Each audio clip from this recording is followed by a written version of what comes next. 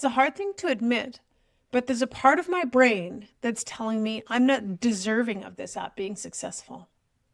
The thought that runs through my head is this: why would someone like me, someone from a small town in Saskatchewan, be allowed to have success in an area at such a global level? It's just that doubt that's there, and that is the upper limit problem in action. Welcome back to the Rhonda Lavoie podcast. I'm so glad you're here. This is the show that's all about getting it done and keeping it real. A couple of episodes ago, we talked about the fear of failure. But I want to ask you a different question today. What if you don't fail? What if that big idea you have is a huge success? It's a strange question because we think success is what we want. But I've learned that the fear of success can be just as paralyzing as the fear of failure. Success means change. It means new expectations. It means your identity will shift. It means you have to leave that safety of who you've always been and get comfortable with being a beginner again at a whole new level. I felt this myself. There was a time when my real estate business started to grow really fast. And instead of just feeling excited, I felt overwhelmed. The success created a whole new set of problems. I didn't have enough time. I needed to hire help. And there was a constant pressure to keep the momentum going. This is a real thing. The author, Gay Hendricks, wrote a fantastic book called The Big Leap. And he calls this the upper limit problem. I actually have the book right here. Let me read you how he describes the core idea. Each of us has an inner thermostat setting that determines how much love, success, and creativity we allow ourselves to enjoy. When we exceed our inner thermostat setting, we will often do something to sabotage ourselves, causing us to drop back into the old familiar zone where we feel secure. So, it's our subconscious way of pulling ourselves back, that upper limit problem. And Hendricks says this feeling comes from what he calls the 4 hidden barriers. The first one is the belief that we are fundamentally flawed. It's a big statement, fundamentally flawed. It's that deep down feeling that something is just wrong with us and we do not deserve it. So when something good happens, our brain goes, wait a minute, good things can't happen to someone who doesn't deserve them. And we find a way to mess it up. The second one is a fear of disloyalty or abandonment. This is the fear that if we become too successful, we'll no longer fit in with our old friends or family. You're afraid they'll think you've changed or that you're leaving them behind. So you subconsciously hold yourself back to stay part of the group. The third is the belief that you are a burden and that more success will make you an even bigger burden. The thinking is this: if I become even more successful, I'll have more responsibilities, more people depend on me, more stress. So we play it small to avoid taking on that weight. And the fourth one is the fear of outshining someone.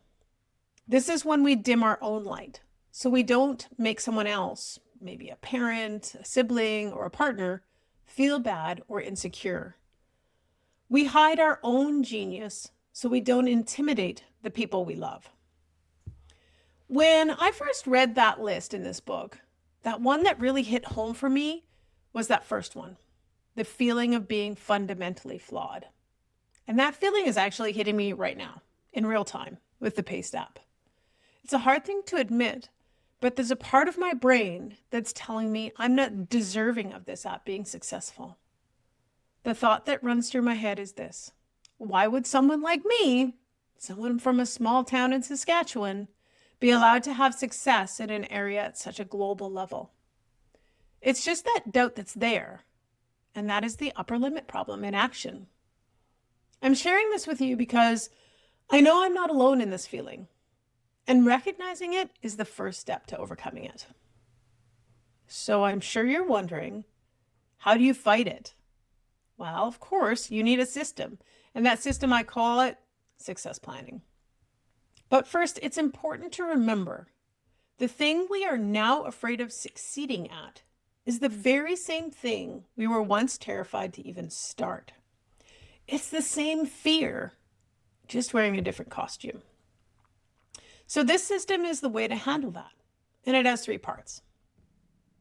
First, define your success. And I mean really, really specific. A vague goal is too big and scary for your brain to handle.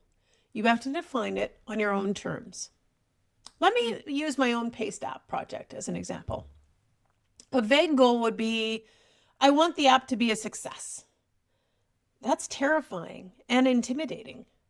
My defined success is to build a tool that genuinely helps people with their personal growth and a project that I can grow into my main focus. This can apply to any goal. Let's take a career change. Instead of, I want to leave my boring corporate job, a defined success would be, success means finding a job that I don't dread on Sunday nights, where my ideas are heard and that still pays the bills. Or a personal growth goal.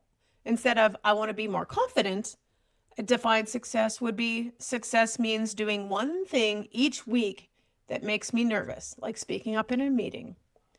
The win isn't feeling confident. The win is taking the action. See the difference? It's not a monster anymore. It's a clear target. Okay, so once you have that clear, defined objective, you move on to the second step. Now, this part might sound a little counterintuitive, but it's the most powerful part of the whole system.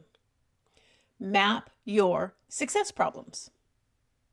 You proactively brainstorm the new good problems your success will create.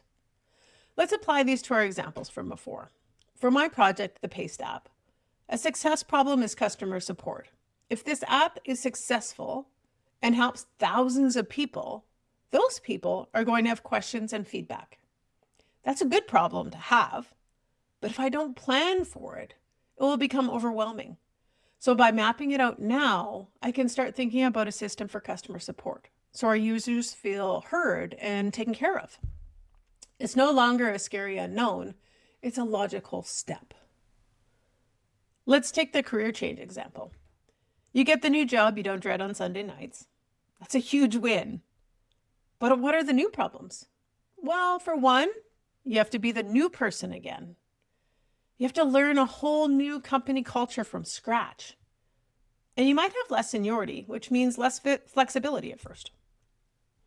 By mapping that out, you can go into the new job prepared for the learning curve. Instead of being surprised by it, you can see it for what it is, a temporary challenge on the path of something better.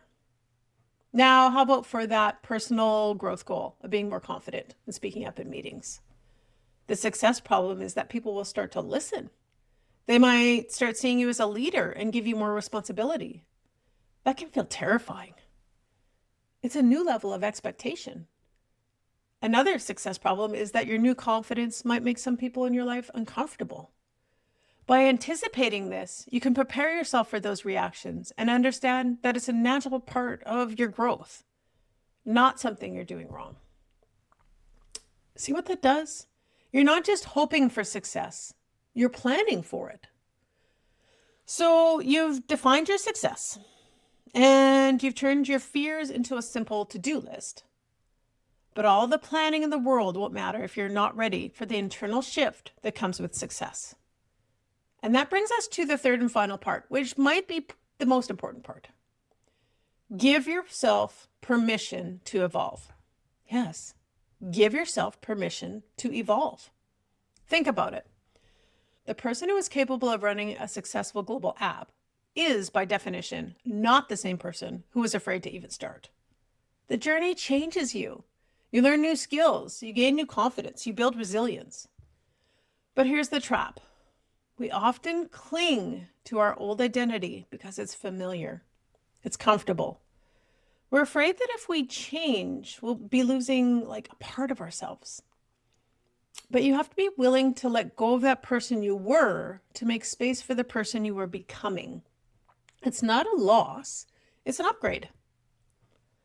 So the takeaway is this: don't let the fear of success hold you back. Define what it looks like. Plan for the new problems it will create.